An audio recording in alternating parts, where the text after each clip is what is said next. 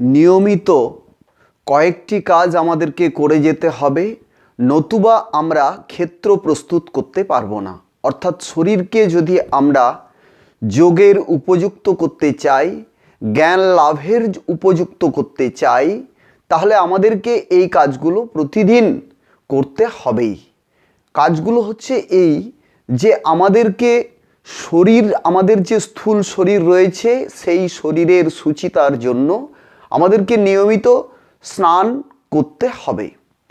স্নান ছাড়া মনোময় কোষ কখনোই স্নিগ্ধ হয় না, শান্ত হয় না। তাহলে আমাদের এই নিয়মিত স্নান করে যেতে হবে। সেটা ঋতু অনুযায়ী, কাল অনুযায়ী সেটা পরিবর্তন করতে হবে।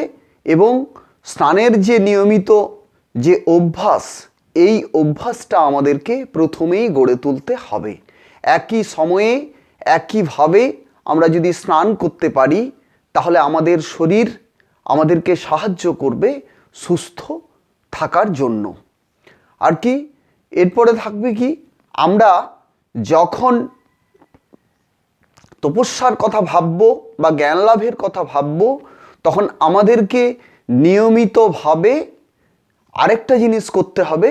সেটা হচ্ছে এই সন্তুষ্ট থাকতে হবে সমস্ত কাজে, সমস্ত পরিস্থিতিতে। পারিবারিক জীবনে, সামাজিক জীবনে, তপস্যার জীবনে বা বিভিন্ন সাময়িক যে তরঙ্গ আমাদেরকে বিচলিত করে, ঝগড়া, বিবাদ, কলহ বা অন্যান্য তিক্ততা, সেইগুলোকে আমরা অতিক্রম করব আমাদের সন্তুষ্ট ভাবের দ্বারা। আমরা যদি সন্তুষ্ট থাকতে না পারি মানসিক দিক থেকে, তাহলে আমরা কিছুতেই তপস্যা করতে পারবো না। এরপর কি, আমাদের জীবনে বেশ কিছু কষ্ট যন্ত্রণা থাকবে। সেই যে কষ্ট যন্ত্রণাগুলোকে আমরা কিভাবে অতিক্রম করব, আমরা বুঝব যে কত রকম কষ্ট কতভাবে আসতে পারে। আমাদের জীবনে হিংস্র প্রাণী কষ্ট দিতে পারে, আমাদের জীবনে হিংস্র মানুষ আমাদেরকে কষ্ট দিতে পারে, আমাদের ভেতরে যে শত্রু রয়েছে ষড়রিপু, এরা আমাদেরকে কষ্ট দিতে পারে। এদের এই কষ্টকে আমরা সহ্য করব আমাদের তপস্যার দ্বারা। এদের এই কষ্ট যদি আমরা অতিক্রম করতে পারি, তাহলে আমরা আমাদের তপস্যা করার দিকে যে দৃষ্টি, সেই দৃষ্টিকে আমরা অবিচল রাখতে পারব। আর কি, প্রতিদিন আমাদের জীবনে যে বিভিন্ন ঋতু রয়েছে বা প্রাকৃতিক যে কষ্ট রয়েছে, খরা, বন্যা বা অন্যান্য যে প্রাকৃতিক দুর্যোগ, এই সমস্ত কষ্টগুলো আমরা সহ্য করব আমাদের তপস্যার দ্বারা। এরপর শরীরে যে ব্যাধি রয়েছে, শরীরের ব্যাধিগুলোকে আমরা কি করব, প্রথমেই নির্মূল করার চেষ্টা করব। যদি নির্মূল করতে না পারি, তাহলে এইগুলোকে কিভাবে সহ্য করতে হয়, সেই সহ্যের চেষ্টাটাও হচ্ছে তপস্যা।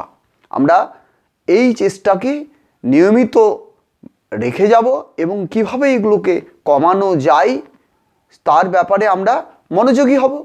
এরপর কি, আমাদেরকে নিজে বুঝতে হবে ত্রিসত্যকে। নিজে যতক্ষণ না আমি প্রকৃতিকে বুঝি, যতক্ষণ না পর্যন্ত নিজেকে বুঝি, যতক্ষণ না পর্যন্ত নিয়ন্তার নিয়ন্ত্রণকে বোঝার চেষ্টা করি, আমরা কিছুতেই নিয়ন্ত্রণ উপলব্ধি করতে পারবো না। নিজে যতক্ষণ না নিজেকে বুঝতে চাইব, ততক্ষণ পর্যন্ত আমরা নিজেকে বুঝতে পারবো না। এবং প্রকৃতিকেও আমাদেরকে বুঝতে হবে নিজেকেই।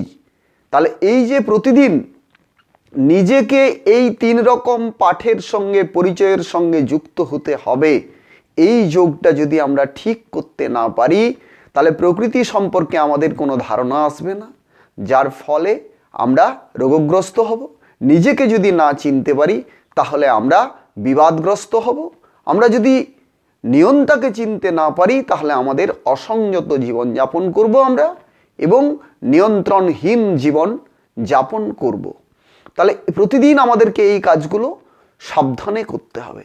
এরপর কি, এরপর যেটা করতে হবে, আমরা ঈশ্বরকে বুঝবো নিয়ন্তাকে বুঝবো আমাদের কর্মের দ্বারা। আমাদের প্রতিটি কর্মে সেই কর্মের লক্ষ্য কি, কর্মের ভাবকে, কর্মের গুণকে আমরা লক্ষ্য করে কাজ করে যাব।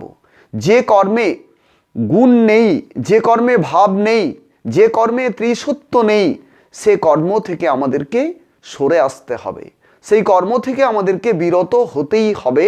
শুধুমাত্র শব্দে, শুধুমাত্র মনে মনে, শুধুমাত্র অনুমানে কখনোই ত্রিসত্যের সাক্ষাৎ পাওয়া যায় না।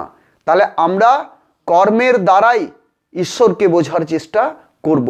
কর্মের দ্বারাই আমরা যখন ঈশ্বরকে বোঝার চেষ্টা করব, এই চেষ্টাই আমাদেরকে সমস্ত যোগ সম্পর্কে সঠিক ধারণা এনে দেবে।